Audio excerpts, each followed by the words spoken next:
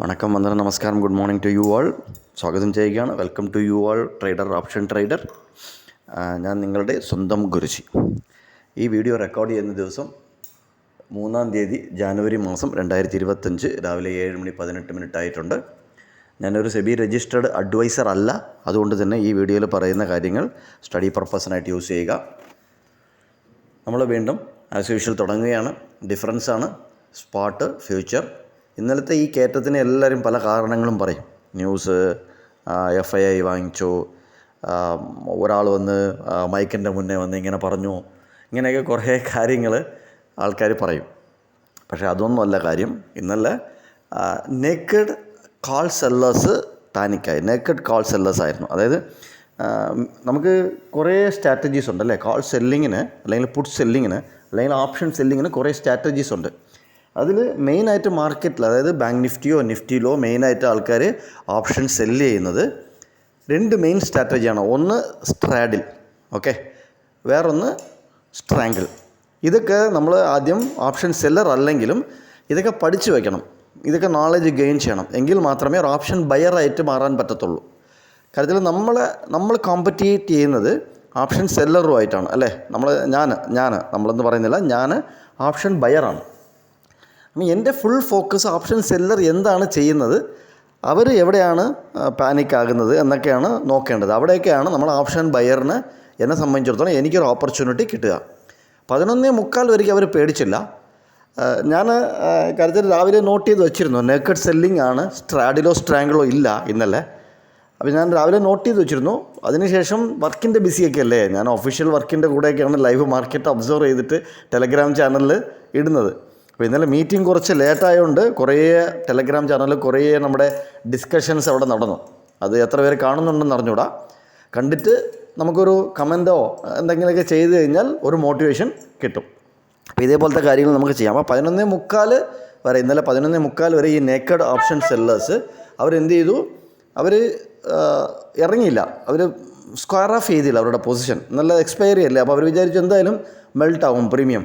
അപ്പോൾ നമ്മൾ ഹോൾഡ് ചെയ്യാമെന്ന് വിചാരിച്ചിട്ട് അങ്ങനെ ഇന്നലെ അടുത്തടുത്ത് ഉണ്ടായിരുന്നു. അതുകൊണ്ടാണ് ഞാൻ CEയിലോട്ട് രാവിലെ നോക്കാത്തത്. ഗ്രൂപ്പിലും പറഞ്ഞിട്ടുണ്ടായിരുന്നു CE നോക്കാത്തത്. കാരണം 23, 700, 800, 900, 24,000 വരെ അവർ നേക്കഡ് സെല്ലിംഗ് ആയിരുന്നു, വിത്തൗട്ട് എനി ഹെഡ്ജിങ്. ഓക്കെ, അതുകൊണ്ടാണ് നോക്കാത്തത്. പിന്നെ ഞാൻ രാവിലെ ഒരു ലോസ് ബുക്ക് ചെയ്തു, അതും ഗ്രൂപ്പിൽ ഷെയർ ചെയ്തു. അതിനുശേഷം അത് റിക്കവറി ആയി ഗ്രീനിൽ ക്ലോസ് ചെയ്യുകയും ചെയ്തു. ഇന്നലെ രണ്ട് എൻട്രിയാണ്, 2 എക്സിറ്റാണ് ഇന്നലെ നടന്നത് നിഫ്റ്റി തന്നെ. ഓക്കെ, ഇന്ന് പെട്ടെന്ന് തന്നെ കാര്യത്തിലോട്ട് കിടക്കാം. ഇപ്പോൾ വെറും 93 പോയിൻറ്റിൻ്റെ ഡിഫറൻസാണ് നിഫ്റ്റി സ്പോട്ടിനും നിഫ്റ്റി ഫ്യൂച്ചറിനും. ബാങ്ക് നിഫ്റ്റി സ്പോട്ടിനും ബാങ്ക് നിഫ്റ്റി ഫ്യൂച്ചറിനും 254 പോയിൻറ്റ്സിൻ്റെ ഡിഫറൻസ് ഉണ്ട്. ഈ ഡിഫറൻസ് എങ്ങനെയാണ് കുറഞ്ഞു വരുന്നത്? ഇതൊക്കെ മാർക്കറ്റിൽ നോക്കുക, എങ്ങനെയാണ് കുറഞ്ഞു വരുന്നത്, ഇവരെവിടെയാണ് കളിക്കുന്നത്, ഇതൊക്കെ നോക്കിക്കഴിഞ്ഞാൽ നിങ്ങൾക്ക് ഈസി ആയിട്ടൊരു ഓപ്ഷൻ ബയറായിട്ട് മാറാൻ പറ്റും. ഓക്കെ, നമുക്ക് പെട്ടെന്ന് തന്നെ ഇതിലോട്ട് പോകാം. ഇത് നിഫ്റ്റിയിലെ ഫ്യൂച്ചറിൻ്റെ ചാർട്ടാണ്, കണ്ടിന്യൂവേഷൻ ചാർട്ടാണ്. ഇത് ലെവൽസ് മാർക്ക് ചെയ്തിടുക. ഇതിൻ്റെ പോയിൻ്റ് ഓഫ് കൺട്രോൾ കണ്ടുമുട്ടുന്നത് 180-ലാണ്. അത് ഏത് സ്ട്രൈക്ക് പ്രൈസിൽ, എല്ലാ സ്ട്രൈക്ക് പ്രൈസിലും കണ്ടുമുട്ടണം. ഇത് ഇങ്ങനെ സ്ക്വയർ ഓഫ് ചെയ്യുമ്പോഴൊക്കെ വേറെ സ്ട്രൈക്ക് പ്രൈസിൽ അങ്ങോട്ടും ഇങ്ങോട്ടും ഒക്കെ ചേഞ്ച് ആകും. അതൊക്കെ നിങ്ങളുടെ ഒബ്സർവേഷനിൽ നിങ്ങൾ തന്നെ വിലയിരുത്തുക. പക്ഷേ ഈ ലക്ഷ്മൺ രേഖയുടെ അവിടെ വരുമ്പോഴത്തേക്കും, ഈ റെസിസ്റ്റൻറ്റോ സപ്പോർട്ടിൻ്റോ അവിടെ വരുമ്പോഴത്തേക്കും സ്പോട്ടിൽ ആ സമയത്ത് ഏത് സ്ട്രൈക്ക് പ്രൈസാണോ നിൽക്കുന്നത് അവിടെ നമ്മുടെ പോയിൻ്റ് ഓഫ് കൺട്രോൾ 180 എന്ന് പറയുന്ന പോയിൻ്റ് ഓഫ് കൺട്രോൾ കണ്ടുമുട്ടുന്നുണ്ടോ എന്നുള്ളത് നോക്കിയിട്ട് അതിനനുസരിച്ച് നിങ്ങളുടെ സ്ട്രാറ്റജീസ് ഡെവലപ്പ് ചെയ്യുക. ഓക്കെ, ഇത് നിഫ്റ്റിയുടെ ഫ്യൂച്ചറാണ്. നിഫ്റ്റിയുടെ സ്പോട്ട് വെച്ച് ട്രേഡ് ചെയ്യുന്നവർക്ക് അതിൻ്റെ ചാർട്ടും കൂടെ നമ്മൾ തരികയാണ്. ഇതേപോലെ ഇത് നോക്കി ഇതിനനുസരിച്ച് ഇവിടെ വരുമ്പോഴത്തേക്കും ഈ ലക്ഷ്മൺ രേഖ അവിടെ വരുമ്പോഴത്തേക്കും എങ്ങനെയാണ് റിയാക്ട് ചെയ്യുന്നത് എന്നുള്ളതും കൂടെ നോക്കുക. Okay, bank Nifty 886 point of control.